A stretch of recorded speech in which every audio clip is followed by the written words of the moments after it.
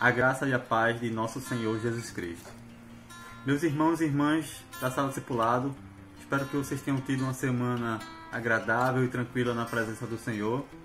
Eu espero também que vocês estejam sendo abençoados pelos estudos que nós estamos fazendo da Palavra de Deus. Que cada dia vocês possam crescer mais, ser mais edificados, assim como eu tenho sido nesse período. Na semana passada, nós estudamos uma lição com um tema maravilhoso, foi uma aula muito boa, ministrada pelo nosso irmão professor Marlos, que foi sobre os 7 Eu Sou de Cristo. E nessa lição nós aprendemos mais de Cristo, sobre quem Ele é, sobre como Ele se revela na sua palavra, né? E sobre a sua obra aqui.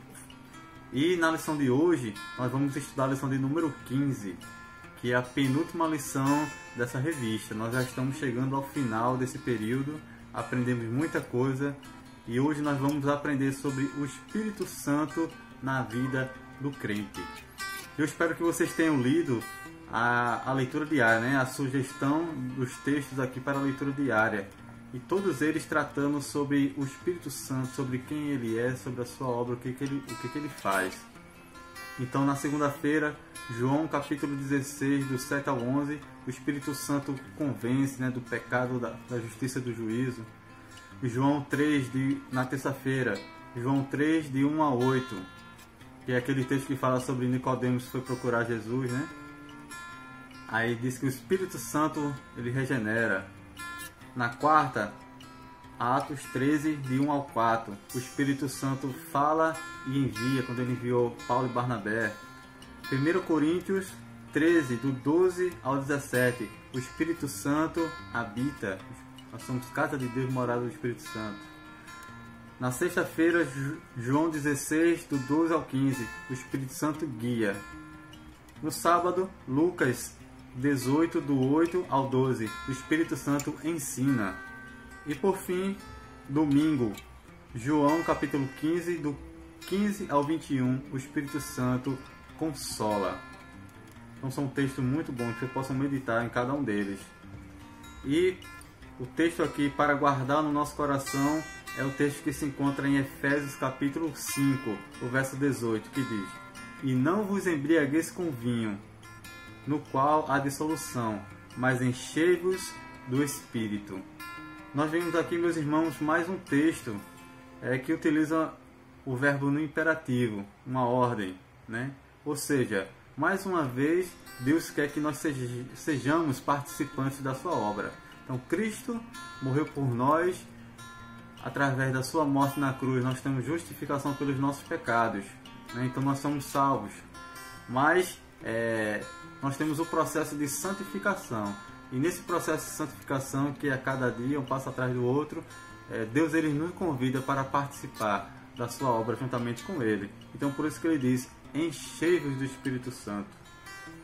E no Pense e Responda, tem duas perguntas, que é: quem é o Espírito Santo e o que ele faz na minha vida, né? Então é justamente sobre isso que nós vamos estudar nessa lição, que vocês possam meditar nessas questões. Então, meus irmãos, nós temos aprendido muito sobre a vida cristã e também aprendemos sobre Deus, né? Deus Pai, Deus Filho e Deus Espírito Santo. Nós aprendemos que Deus ele é tão grande, tão imenso, tão imensurável, né? Que a mente humana ela não é capaz de compreendê-lo na sua totalidade, né? Então, esse conceito de Deus Pai, Deus Filho, Deus Espírito Santo, que nós chamamos de Trindade, que não é, essa palavra não existe na Bíblia, mas o conceito está presente, né? É algo que nós podemos chamar de mistério. Por quê? Nós podemos perceber na palavra de Deus, mas a mente humana não é capaz de compreender na sua totalidade, né? Então, por quê? Como pode ser um e ao mesmo tempo ser três? Então, é um conceito que nós não podemos compreender na sua totalidade, porque Deus ele é maior do que todas as coisas e a nossa mente humana é muito limitada. Mas a palavra de Deus, né, ela revela isso para nós, como diz em Efésios capítulo 4, do 4 ao 16, onde Paulo diz que há um só Espírito, um só Senhor, um só Deus. Também em 1 João do 5 ao 7 diz: há três que dão testemunho no céu: o Pai, a Palavra, que é Jesus Cristo, e o Espírito Santo. Esses três são um, né? Então na revista aqui nós temos um diagrama, uma figura que mostra, no meio tem Deus, né? Aí tem o Pai, não é o Espírito Santo. O Espírito Santo não é o Filho não é o Pai, mas todos são Deus. Ou seja, né, Deus Pai tem as suas características, Deus Filho tem as suas características, assim também como o Espírito Santo. Eles são diferentes nas suas características, mas a sua essência, a sua natureza é a natureza divina. Então os três são Deus, né? Então cada um deles tem um papel na nossa vida, né? E qual é o papel do Espírito Santo, né? É isso que nós vamos aprender. O que ele faz, qual a sua função, né? Como ele age no nosso viver. Então a revista traz aqui o verso que diz: se eu não for, o Consolador não virá para vós outros. Se porém eu for, eu vos enviarei. Quando ele vier, convencerá o mundo do pecado, da justiça e do juízo. É o verso lá de João, capítulo 16, do 7 ao 8. E também diz: quando vier, porém, o Espírito da verdade, ele vos guiará a toda a verdade, porque não falará por si mesmo, mas dirá tudo o que tiver ouvido, e vos anunciará as coisas que há de vir. João 16, o verso 13. Né?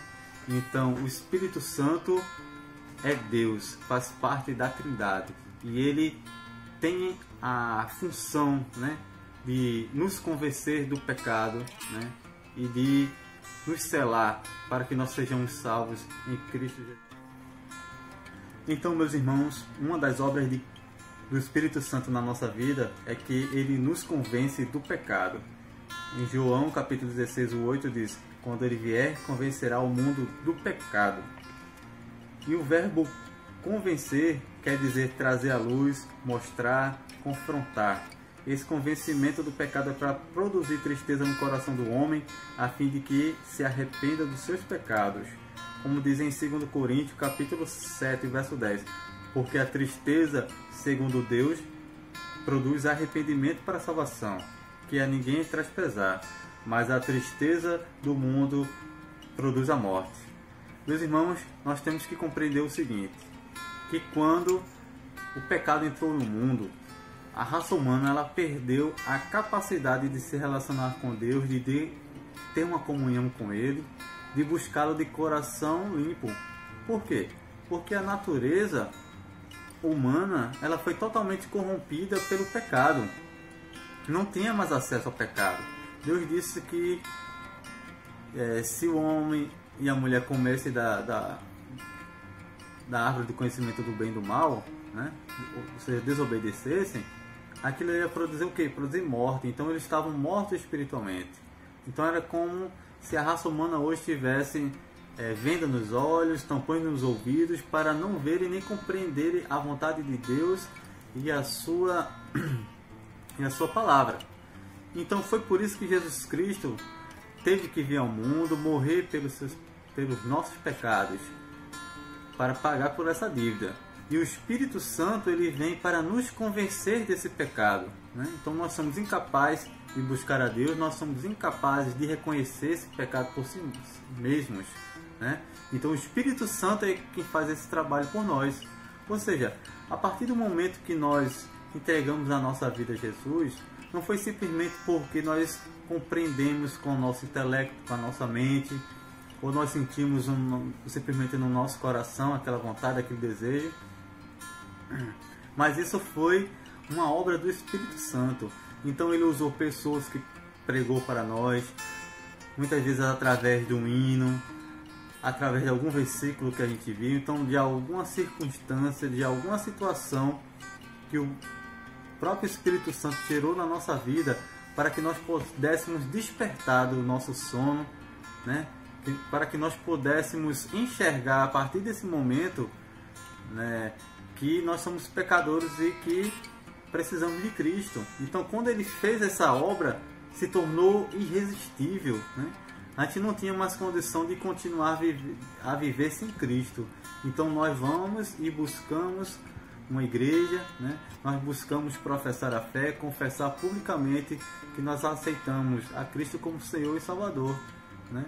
Então isso não foi uma obra humana, isso foi uma obra do Espírito Santo, porque se dependesse de nós mesmos, a gente ia continuar a querer viver a vida do nosso jeito, desfrutando dos prazeres, desfrutando daquilo que o mundo dá, né? Fazendo tudo aquilo que a carne gosta. Mas agora não, o Espírito Santo ele vem e diz, não, a partir de agora, né, você tem ciência do seu pecado. É por isso que nós temos que buscar a Cristo, né? Então esse pecado é o pecado da incredulidade, como diz a revista aqui.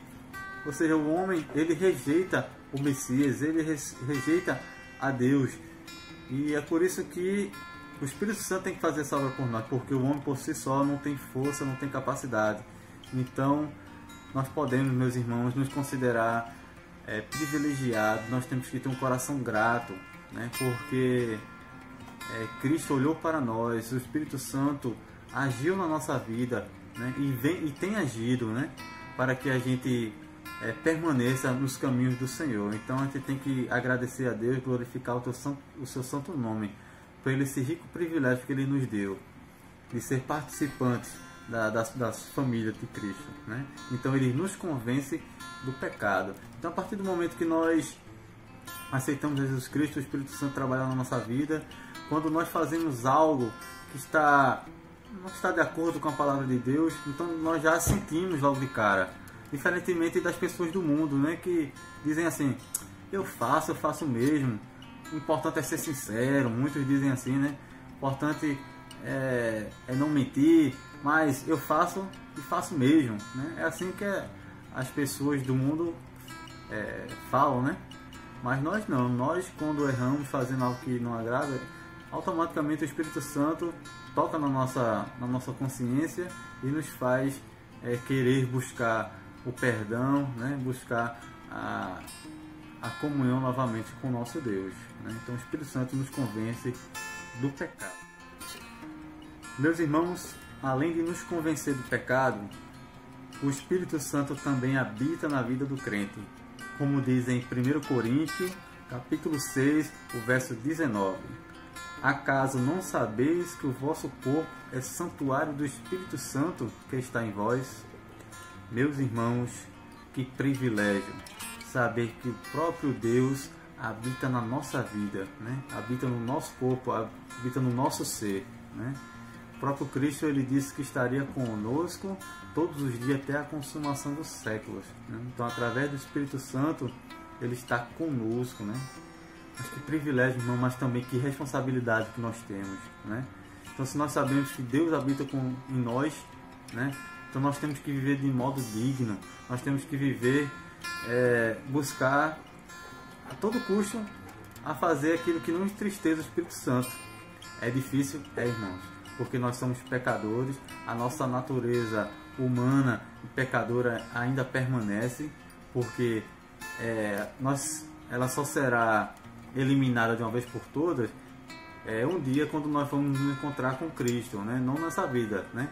Então quando nós estamos aqui ainda em carne e osso, né? Então ainda nós somos pecadores, ainda erramos, falhamos, caímos, fazendo aquilo que não agrada a Deus. Mas quando conhecemos Jesus Cristo, isso não pode se tornar uma prática, né? Nós não podemos viver constantemente pecando, né? Nós temos que buscar mudar, nos arrepender, cair. É o próprio Espírito Santo que nos ajuda nessa tarefa, mas não é porque ele nos ajuda que agora não vamos viver do jeito que nós queremos. Pelo contrário, nós podemos cair sim, nós podemos errar sim, e com certeza em um momento ou outro nós vamos cair, pecar, fazer aquilo que não agrada a Deus, mas o Espírito Santo ele vai nos convencer, né? E nós vamos abrir nossos olhos, pedir perdão e retornar, e não querer fazer mais, né? E mudar aquela situação, né? Então o Espírito Santo ele vai estar conosco, né? Todo crente é nascido do Espírito e todo crente é habitado pelo Espírito Santo. Então, se você foi salvo, né? Se Cristo lhe resgatou, então você é cheio do Espírito Santo, ele habita em você, né? Então sem o Espírito Santo não existe santificação, não existe fé, não existe regeneração, não existe perdão, não existe nada. Então é pelo Espírito Santo que todas essas bênçãos de Deus elas são efetuadas na nossa vida, né? Então temos que ter cuidado com o nosso corpo, o zelo com o nosso corpo, o zelo com a nossa mente, né? Aquilo que nós vemos, pensamos, né? Nós temos que ter cuidado, temos que buscar as coisas do alto onde Cristo vive, e também temos que ter cuidado com a nossa vida espiritual, buscando sempre ler a palavra de Deus, orar em todo momento. A gente precisa é bom ter um momento específico para orar, mas nós podemos falar com Deus a todo momento, né? Em qualquer situação, dentro do carro, no trabalho, né? Então dentro do nosso ser nós podemos nos comunicar com Ele, né? Porque Ele habita em nós. E também, além de habitar em nós, o Espírito Santo nos guia e nos ensina. Como diz em João capítulo 16, verso 13, Ele vos guiará a toda verdade. Aí a revista diz aqui o seguinte: no grego a expressão consolador significa alguém chamado ao lado de outra para ajudar, um conselheiro, advogado e ajudador, né? Então veja quantos adjetivos para o Espírito Santo, né? Consolador é uma pessoa, é como se fosse uma pessoa que vem para o nosso lado nos ajudar, né? Ajudar como? Nos aconselhando, advogando por nós, né? Então a Bíblia diz que o Espírito Santo ele intercede por nós com gemidos inexprimíveis. Ou seja, muitas vezes quando a gente não sabe nem como orar, a gente não sabe nem o que pedir a Deus, muitas vezes a gente pede coisas que não é nem da vontade de Deus, né? Mas o Espírito Santo é aquele que intercede por nós, né? Nas nossas dificuldades, Ele está junto ao Pai intercedendo por nós. Ele é o nosso ajudador, é Ele que nos guia, é Ele que nos direciona, né? É Ele que nós devemos buscar cada dia mais. Agora não no sentido de ter mais o Espírito Santo, mas no sentido de nós nos entregarmos mais a Ele, nós nos abrirmos mais para Ele, para que a cada dia Ele nos controle ainda mais, nos dirija ainda mais. Sendo o Espírito Santo, o Espírito da verdade, Ele guia os remidos à verdade, que é Jesus. Foi Ele quem conduziu você a Cristo, que foi aquilo que a gente já falou, né? Então foi o Espírito Santo que nos guiou até aqui, a Cristo, né? Se fosse por nós, nós pegaríamos um outro caminho, um caminho contrário. Mas o Espírito Santo veio, segurou na nossa mão, muitas vezes de uma forma que a gente nem percebeu, e nos trouxe até aqui. O Espírito Santo também ensina, o Consolador, o Espírito Santo, esse vos ensinará todas as coisas. É Ele que ensina as verdades sobre o pecado, a retidão, o julgamento, mas sua tarefa principal é ensinar a verdade de Cristo. Ele traz as memórias do crente as palavras de Jesus. Ou seja, o Espírito Santo traz na nossa mente as palavras de Jesus. Ou seja, na medida que nós conhecemos, vamos lendo a Bíblia, né? Então nas diversas situações da nossa vida, nas circunstâncias que a gente nos deparar, nós vamos precisar usar a palavra de Deus para nos orientar. Então o Espírito Santo que vai trazer isso à nossa mente, ao nosso coração. Mas a sua tarefa principal é nos esclarecer sobre a obra redentora de Jesus Cristo, né? Ou seja, Ele mostra que nós somos pecadores, que precisamos de redenção, e Ele nos direciona a Cristo, que foi Ele que pagou por esse pecado, e assim nós podemos entregar nossa vida a Cristo, né? Então Ele nos guia, né? Mas é aquela situação, nós temos que buscar a cada dia mais comunhão com Ele, para que a nossa vida seja cada dia mais controlada pelo Espírito Santo. Então, além de nos convencer do pecado, além de habitar em nós, além de nos guiar, né, nos ensinar, também o Espírito Santo enche a nossa vida, a vida cheia do Espírito Santo. Ele enche o nosso viver, como diz em Efésios capítulo 5, verso 18: e não vos embriagueis com vinho, mas enchei-vos do Espírito Santo. Para aquela situação que eu comentei, encher do Espírito Santo não é mais ter mais do Espírito Santo, né? Porque é impossível, né? Ele habita em nós e pronto. Mas quando ele fala em encher do Espírito Santo, é a cada dia nos entregarmos mais, a cada dia buscarmos mais, dar mais espaço para a ação do Espírito Santo, enxergar aquilo que ele faz na nossa vida, né? E a revista diz o seguinte: é o enchimento do Espírito Santo que vai fazer a diferença entre o crente carnal, mundano, e o crente espiritual. Isso depende somente do desejo e do empenho de cada um. Ou seja, o crente carnal, ele alimenta a carne, buscando aquilo que é contrário à palavra de Deus. Já o crente espiritual, ele vai buscar fazer aquilo que agrada ao Senhor, né? Então, praticando as boas obras que estão na palavra de Deus e lendo a palavra, orando, buscando os meios de graça, né? Então, o que vai diferenciar de um ou outro é o empenho que você tem em se encher. Por isso que o verso está no imperativo: você tem que se encher, você tem que buscar, né? E nessa medida o Espírito Santo está ao teu lado, te ajudando, te fortificando para que você busque, né? Então a gente não pode querer ser um crente carnal, né? A gente tem que ser o contrário disso, ser um crente espiritual, né? Então, que a gente possa perceber onde as nossas dificuldades, onde nós estamos caindo, então estamos errando, e pedir a ajuda do Senhor para que Ele nos dê força para vencer todos esses pecados. Embaixo na revista que fala: a ordem do Senhor é que você seja cheio do Espírito Santo, que Ele domine a sua vida, o seu modo de ser, de pensar, de viver. Só vive no Espírito. Se você vive no Espírito, ande também nele. Mostre isso ao mundo através do amor, da alegria, da paz, da longanimidade, benignidade, da bondade, da fidelidade, da mansidão e do domínio próprio. Ou seja, são o fruto do Espírito. Então nós temos que permitir que o Espírito Santo domine todas as áreas do nosso viver, né? E a partir que a gente fazer isso, né?